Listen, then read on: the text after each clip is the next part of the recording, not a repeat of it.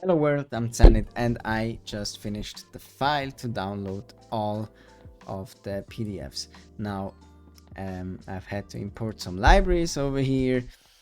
I've had to create a little function, or create is maybe exaggerated. It's more of a copy paste and removing a couple of things.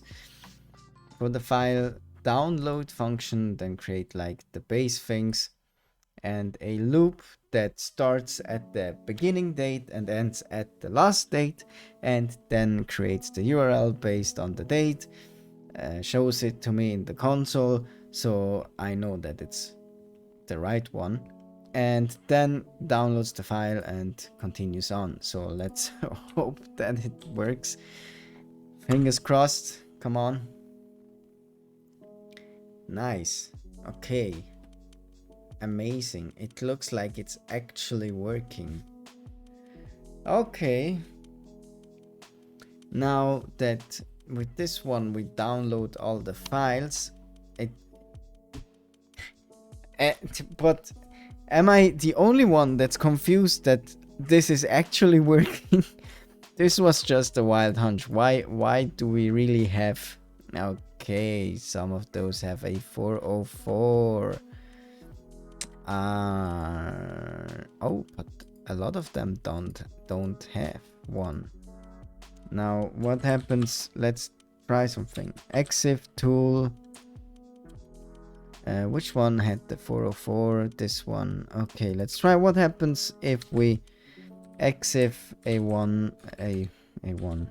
file that is not a PDF. Okay, we get directory not found. Now if we do it on a real one, exif tool, no.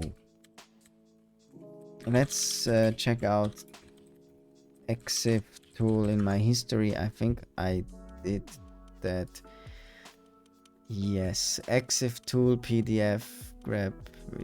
Okay, print. So we take this one. Let's actually create a bash file. Parse users.sh.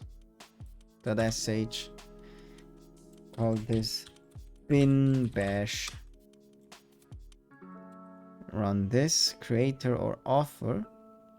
Then we avk print unique. Oh no. We want the username. This should be this one. And then we make it unique. And then we paste this into a file called users.txt. Let's just call it users. Now first of all, I need to try this. So let's grab this exif tool in here and do this one. This should work. So now we should get a username. William Lee. Okay, perfect. This seems to be working. Now let's chmod this to be executable parse users, and then let's just run parse users, and it's done. And now we have a full list of users. How many of those did we miss before? Wow, look at this. Look at how many users are over here. Now this is Scott. So his parents were like, his last name is Scott, but what about his first name? Should that be Scott as well? Yeah, of course, why not? Then we have a couple. We have John Coleman, Jose Williams, which we know twice. Why is the guy twice in here? I did the unique one, right?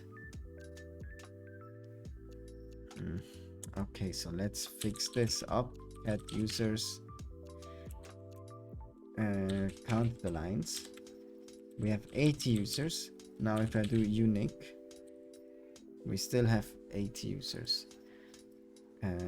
Unique Linux. Did I do a mistake?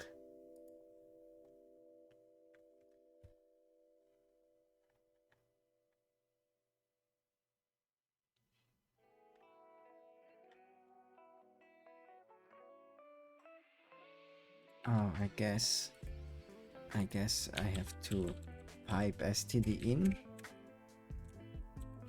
or directly unique users. Does that work like this?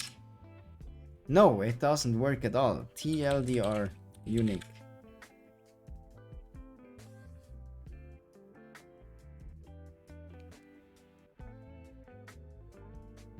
Unique U.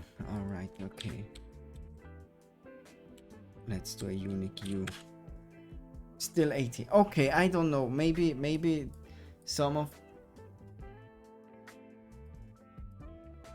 I don't know. Why doesn't it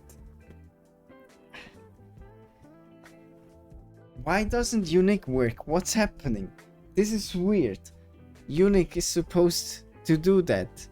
Why doesn't it do that? You know why? I first have to sort it and then okay, that may be actually wrong. What happens? Users sort. All right, look at this. Yeah, look at this. There are tons of duplicates.